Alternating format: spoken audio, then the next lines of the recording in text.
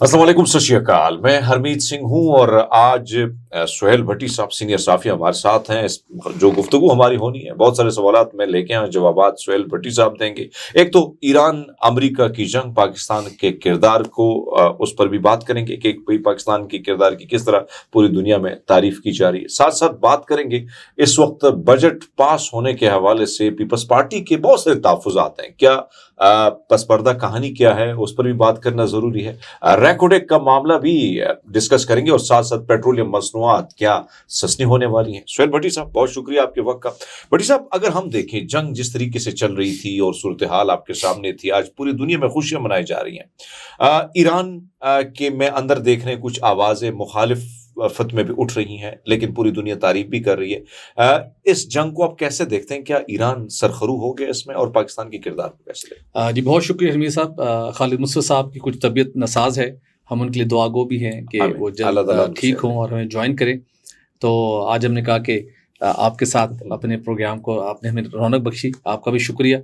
और देखिए, first of all तो ये एक ऐसी हकीकत है जिसको पूरी दुनिया रियलाइज़ कर रही है कि पाकिस्तान की काविशों के नतीजे में बिल्कुल ये खित्ता और पूरी दुनिया जो एक बड़ी जंग के नतीजे में और मौशी असरात के नतीजे में जो एक बड़ी तबाही से दो चार होने के करीब पहुंच गए थे, पाकिस्तान ने उनको न सिर्फ खित्ते को बचाया बल्कि पूरी दुनिया को बचाया। उसमें अमेरिका हो, उसमें यूरोपियन कंट्रीज़ हों, इवन हमारे जो दुश्मन मुल्क हैं उनके जो सहाफ़ी हैं वो भी दो टोक अंदाज में बरमला इजहार कर रहे हैं, पाकिस्तान के किरदार की तारीफ़ कर रहे हैं। देखिए, बड़ी क्रिटिकल सिचुएशन थी, क्योंकि जहाँ पर ईरान के साथ अमेरिका की जंग का आगाज़ हुआ, इसराइल भी उसके अंदर कूदा और बड़ी परेशान कुन सूरत हाल थी कि दुनिया की सुपर पावर चढ़ दौड़ी है ईरान के ऊपर, जो गुज़श्ता 47-48 सालों से पाबंदियों का शिकार था। एग्जैक्टली उस वक्त बड़ी परेशान कुन सूरत हाल थी, लेकिन अमेरिका और इसराइल ने दोनों ने मिलकर हमले किए। लेकिन पहली बात तो ये कि जिस तरीके से फिर ईरान ने रिस्पॉन्ड किया, जिस तरीके से ईरान ने जवाब दिया,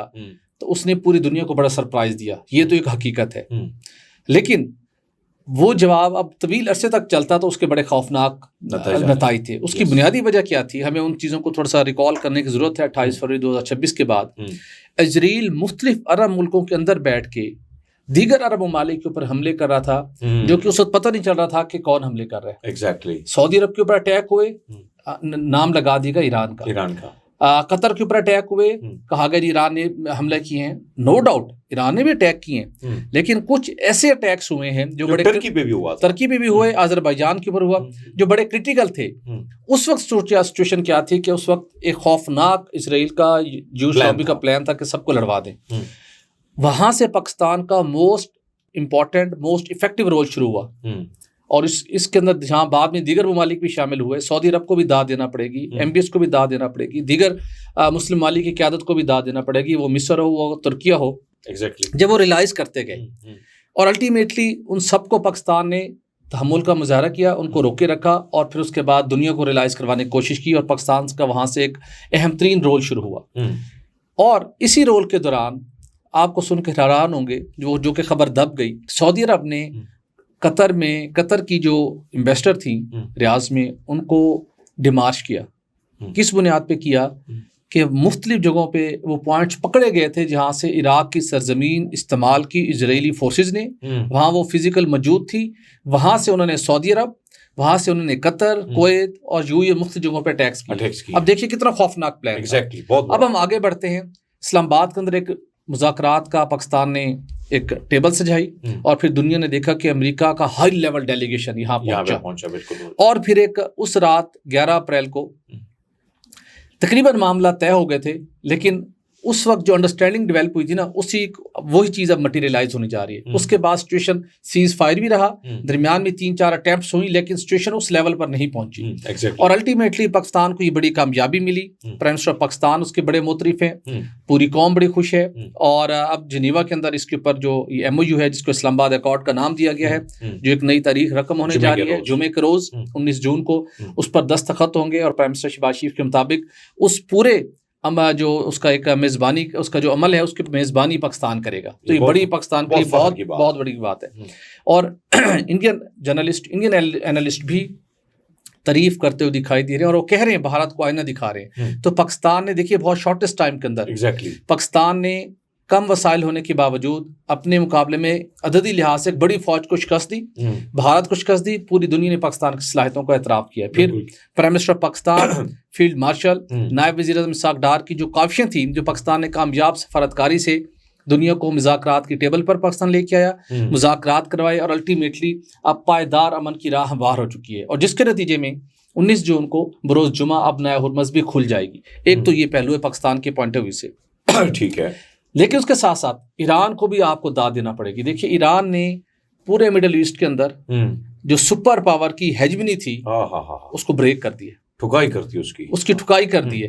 اس کا مطلب ہے اب امریکہ جب کہاں بیٹھے گا نا, کسی ان تمام ملکوں کی عادت سوچ رہی ہے کہ جس نے ہمارا تحفظ کرنا تھا وہ اپنے بیسز کا تحفظ نہیں کر سکا, وہ اپنے طیاروں کے تحفظ نہیں کر سکا. اس کے اپاچی ہیلی کاپٹر بھی گرتے ہوئے دیکھے گئے, اس کے بڑے طیارے بھی وہاں پہ ایران نے گرائے. اور جس طریقے سے اسرائیل کا جو غرور تھا, جس کی فلی بیکنگ جس کے پیچھے امریکہ کی تھی, اس کو بھی تہس نہس کیا. کہاں آئرن ڈوم گیا, کہاں ان کے میزائل ٹیکنالوجی, کیا ان کے ٹیکنالوجی کے. ابراہیم لنکن کا تو ایسے بھاگا نا, ٹام اینڈ جیری نہیں ہم دیکھتے تھے جب وہ ان کی دوڑ لگتی تھی, وہ تو ایسے نکلے نا اس علاقے سے. تو اللہ نے بڑا سرخرو کیا.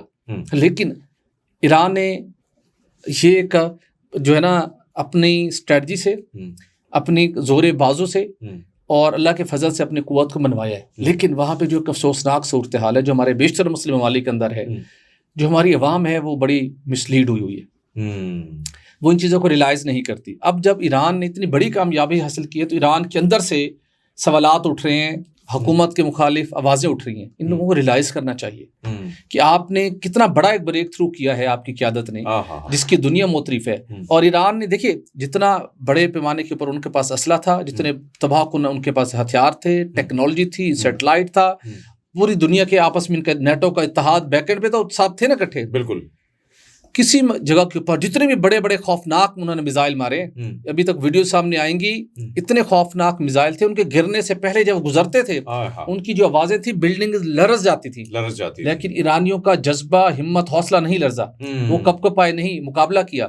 لیکن وہ لوگ, میں ان ایرانی لوگوں سے کہہ رہا ہوں جو ایران کے اندر موجود ہے, خدا کے لیے دشمن کی اس سازش کو سمجھیں, دشمن کے ہاتھوں میں مت کھیلیں. جو اب اپنی قیادت کی مخالفت کے لیے اٹھ کھڑے ہیں, خدا کے لیے سمجھیں کیا ایران کی قیادت نے کسی موقع کے اوپر جب ان کے اوپر خوفناک بمباری ہوئی, ایرانی سپریم لیڈر شہید ہوئے, باقی ٹاپ لیڈرشپ شہادت ہوئی, اس کے بعد بھی بمباری ہوتی رہی, کسی ایک موقع کے اوپر ایران نے وائٹ فلیگ لہرایا؟ نہیں, بالکل نہیں. تو پھر اس کا مطلب ہے کہ ایران نے بھرپور مقابلہ کیا ہے. بالکل کیا, ٹھیک ہے. تو لہٰذا اس فتح کو ایرانیوں کو اس کو سیلیبریٹ کرنا چاہیے. امت مسلمہ کے لیے بہت بڑی لرننگ ہے. نیٹو طرز کے اوپر خطے کے اندر اپنا پیکٹ کریں.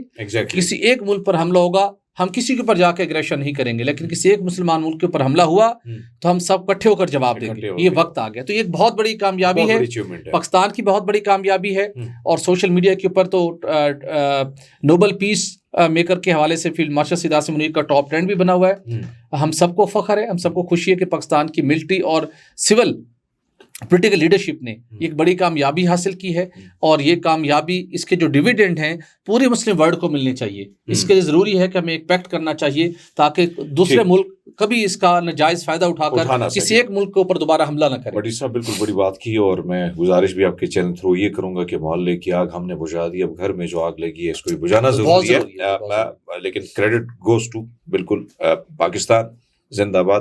آگے بڑھتے ہیں پاجی اور بات کرتے ہیں. اس وقت پس پردہ بہت ساری چیزیں چلتی ہیں اور ماشاءاللہ آپ کے پاس خبریں بھی ہوتی ہیں. بلاول بھٹو صاحب پہلے ناراض ہوئے, اب بجٹ کا معاملہ سر پہ آ چکا ہے, تو یہ کیا گلگت بلتستان کا معاملہ ہے, کشمیر کا یہ معاملہ اصل میں کیا اور کیا ہونے جا رہا ہے؟ دیکھیے, پاکستان پیپلز پارٹی مسلم لیگ نون کی سب سے اہم ترین اتحادی جماعت ہے. یہ وہ اتحادی جماعت ہے جس کی سپورٹ کے ساتھ نون لیگ کی حکومت وجود میں آئی تھی, اور بڑے اچھے ریلیشن شپ چل رہے تھے. پریزیڈنٹ اسی اتحاد کی وجہ سے صدر مملکت آصف زرداری بنے, چیئرمین سینٹ پاکستان پیپلز پارٹی سے بنے, گورنرشپ ملی, بلوچستان کے اندر حکومت ملی, کشمیر کے اندر بھی پھر ایک انڈرسٹینڈنگ تحت ارینجمنٹ ہوا. تو چیزیں بڑی اچھی چل رہی تھیں اور نون لیگ کا بھی اعتماد تھا کہ ہمارے معاملہ ٹھیک ہیں, بجٹ منظور کرانا کوئی مسئلہ نہیں ہے. لیکن زرداری صاحب ہر بجٹ کے موقع کے اوپر تھوڑا سا ویسے ریلائز تو کرواتے ہیں اپنے ڈیمانڈس کے حوالے سے, لیکن اس مرتبہ بات تھوڑی آگے بڑھ گئی.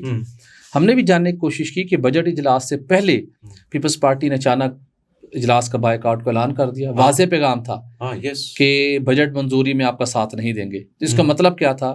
دوسرے لفظوں میں کہ حکومت فارغ، آپ بجٹ منظور نہ کروا سکے تو آپ گھر کا راستہ لیں. پریشان کن صورتحال تھی. تو ہم نے بھی جاننے کی کوشش کی کہ ہوا کیا، کیوں بلاول بھٹو کو اسٹیج پر یہ اسٹیپ لینا پڑا.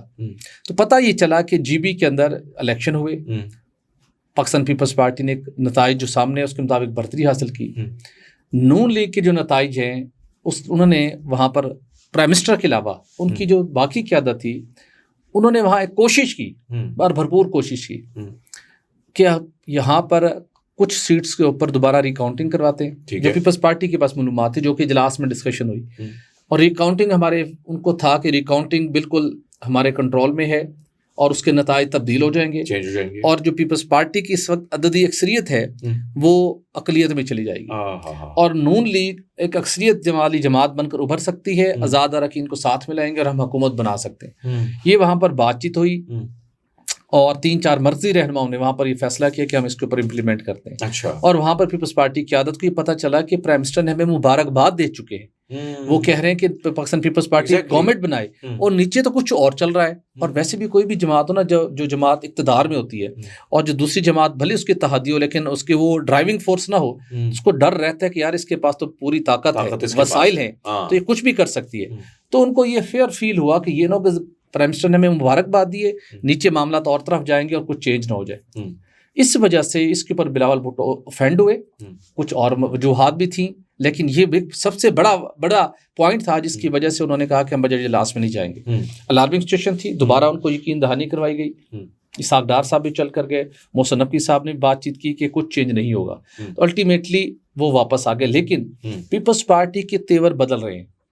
پیپلز پارٹی آپ کو آنے والے ہر مہینے اور ہر سال میں گزرے ہوئے 2 سالوں سے مختلف آپ کو دکھائی دے گی. آپ پیپلز پارٹی ہر سٹیج کے اوپر آپ ریلائز کروایا کرے گی کہ ہم نے آپ کو اتحادی ہیں، آپ کو سپورٹ کیا، کابینہ کا حصہ ہم نہیں ہیں، لیکن ہماری سیاست اپنی ہے. ہم مستقبل کشمیر کے اندر حکومت بنانے کا معاملہ ہو، یہ دوبارہ پنجاب کے اوپر جو انہوں نے نظریں جمائی ہوئی نا، تو اب وہ جو ٹمپریچر تھوڑا بڑھائیں گے، درجہ حرارت بڑھائیں گے کرنے والے ہیں جی. تو بجٹ تو منظور کروائیں گے، بجٹ منظور کروائیں گے، لیکن اب کچھ اپنی شرائط بھی منوائیں گے اور کچھ اپنے طریقے سے چلیں گے. تو اب نون لیگ کو آنے والے مہینوں میں پیپلز پارٹی سے ٹف ٹائم ملتا رہے گا، ایک مرتبہ نہیں، آن اینڈ آف ملتا رہے گا. اچھا، یہ تو بڑی خبر آپ نے دے دی. لیکن بھٹی صاحب، ہم ریکارڈنگ کی بات جب کرتے ہیں تو ضرور پاکستان کے حوالے سے پوری دنیا میں اس پہ ویسی بھی خبریں بڑی زیادہ آتی رہتی ہیں. یہ کیا وجہ تھی کہ کام رک گیا تھا، اس پہ سست روی کا شکار تھا؟ کیا ایسی وجوہات تھی جس کی بنا پر یہ سب کچھ ہوا؟ اور ابھی کیا آپ کے پاس کوئی اندر کی خبر ہے کہ کیا معاملات شروع ہو گئے، کیا کام شروع ہو چکا ہے؟ اور ویسے بھی تو پاکستان سے اس کو فائدہ بھی بہت کچھ ہونا ہے. جی بالکل. دیکھیے حمید صاحب، ریکڈک کاپر اینڈ گولڈ منصوبہ پاکستان کا سب سے بڑا قیمتی معدنیات کا منصوبہ ہے. یہ وہ منصوبہ ہے جو نہ صرف بلوچستان بلکہ پورے پاکستان کی تقدیر بدل دے گا. بڑے چیلنجز فیس کرنے کے بعد ہم اس سٹیج پر پہنچے کہ آج دنیا کی سب سے بڑی کمپنی بیرے گولڈ کمپنی، جس کے ساتھ ہماری پارٹنرشپ ہوئی، 50% وہ ملکیت رکھتے ہیں، جبکہ 50% پاکستان کی فیڈرل اور پروونشل گورنمنٹ کمپنیوں کے پاس ہے. اس مقصد کے لیے $6.8 ارب کا یہ منصوبہ ہے. بہت سا کام کاج ہوئے، بہت سے معاملات ہوئے، ٹیم موبلائز ہوئی، لیکن دشمن ملک کی طاقتیں، ان کی نظریں اس کے اوپر کہ حالات ایسے رہیں کہ اس منصوبے پر کام شروع نہ ہو. اور اس منصوبے کا سب سے بڑا جو مائل سٹون تھا وہ ہوتا ہے فائنینشیل کلوز اچیو کرنا، جو کہ دسمبر میں ہر صورت اچیو ہونا چاہیے تھا. پھر تھوڑا سا ٹائم لگا کہ جنوری میں ہو جائے، لیکن کچھ وجوہات جس کے اندر کچھ سیکیورٹی اور ٹیکنیکل میئر سے اس کی وجہ سے اچیو نہ ہو سکا. آل دو انٹرنیشنل فائنانس کارپوریشن اور دنیا کے عالمی مالیاتی اداروں نے جتنی ہمیں ریکوائرڈ فائنانسنگ کی ضرورت ہے اس سے زیادہ انہوں نے کمٹمنٹ کر چکے ہیں. ٹھیک ہے. تو مسئلہ صرف کیا ہے، آن گراؤنڈ کی صورتحال کا. ٹھیک ہے. تو معاملہ اب رکا ہوا تھا اور ہم بھی منتظر تھے.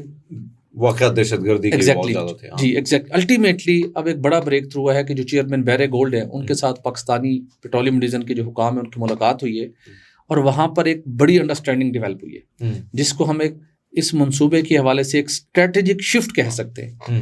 وہ یہ آئی ہے کہ چونکہ جو بیرے گولڈ کمپنی ہے اس کا ایک اپنا ماڈل ہے، چونکہ یہ پریشیس منرل کا کام کرتے ہیں، تو یہ ان کا جو جتنے کانٹریکٹر کے ساتھ یہ کام کرتے ہیں وہ ویسٹرن کنٹریز کے کانٹریکٹر ہوتے ہیں. ٹھیک ہے. ان کی اپنی ایک ایکسکلوسیوٹی ہے, اپنی ایک ان کی ایک اجارہ داری ہے.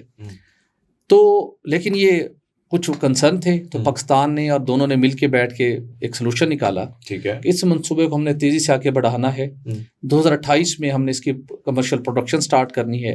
تو ایسے تو کام پھر چلے گا نہیں جس طرح ہم جا رہے ہیں. تو اس کے لیے ضروری ہے کہ ہمیں اپنے ماڈل پہ ریوزٹ کرنا چاہیے. ٹھیک ہے. تو اس کے اوپر ریوزٹ کر لیا گیا ہے. اچھا. خبر یہ ہے کہ اب ریکارڈ گولڈ اینڈ کاپر منصوبے کی ایکسپلوریشن, مائننگ اینڈ ڈیولپمنٹ کے اندر چائنا شامل ہو گیا. اچھا, چائنا شامل ہو. یس. اچھا. چینی کمپنیاں اس کے اندر شامل ہونے جا رہی ہیں. چونکہ ہم نے اس کی کاسٹ کو کنٹرول کرنا ہے, کام تیز رفتاری کے ساتھ آگے بڑھانا ہے. ٹھیک ہے. اور اس کے ساتھ ساتھ سیکیورٹی چیلنجز بھی سامنے ہیں. تو یہ جو تینوں فیکٹرز ہیں, چائنیز کمپنیاں بلوچستان کے اندر کام کر بھی رہی ہیں اور ان سیکیورٹی سچویشن کے اندر کام کرنے کی ان کی صلاحیت ہے. بالکل. اور وہ آن گراؤنڈ کام کرنے کے لیے تیار ہیں.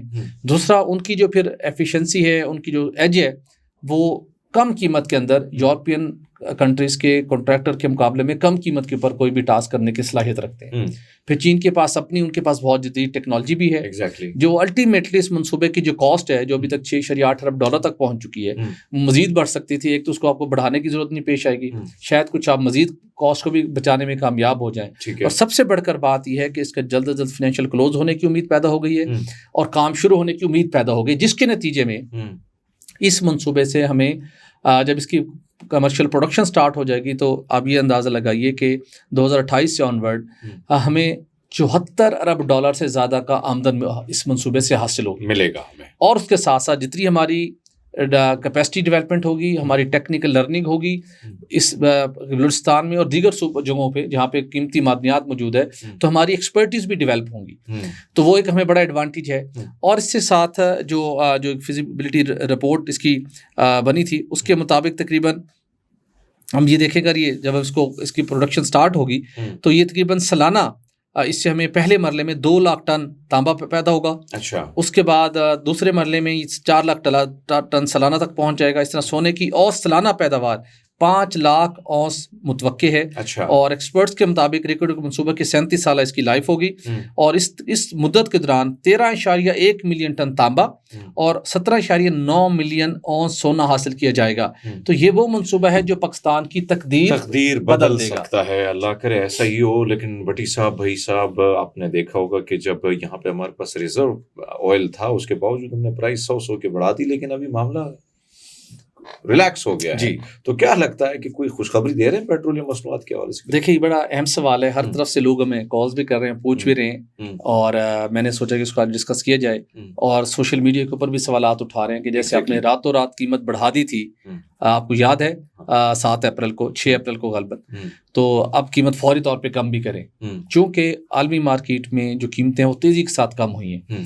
اور صرف میں آپ کو ٹرینڈ بتاؤں, ہماری جو قیمتیں ہیں وہ WTI یا برینٹ کروڈ کے ساتھ لنک نہیں ہے, عرب لائٹ کے ساتھ ہمارا ایک بینچ مارک ہے جو کہ ریکارڈ اس کی قیمت میں اضافہ ہوا تھا. تو وہ پچھلے 4-5 دنوں میں اس کی قیمت میں تقریباً $9-10 کمی ہوئی ہے. اور وہ اگلے کچھ دنوں میں جب یہ اپنا ہرمز کھل جاتی ہے تو مزید اس کے اندر کمی کا امکان ہے. تو برینٹ بھی نیچے آئے گا, WTI بھی نیچے آئے گا, تو عرب لائٹ بھی مزید نیچے آئے گا. لیکن اس وقت کوشچن کریٹ ہو گیا. اب لوگ توقع کر رہے ہیں, مطالبہ کر رہے ہیں کہ آج رات یا کل رات حکومت قیمت کم کر دے گی.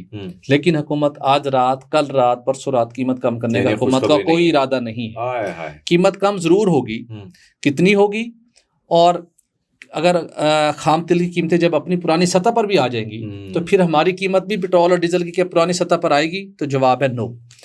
اب پہلی بات تو یہ کہ حکومت نے جو پرائسز دوبارہ چینج کرنی ہے تو جمعے کو ہی کرے گی. تو لہٰذا آپ سب کو ابھی دعائیں کرنی چاہیے, انتظار کرنا چاہیے.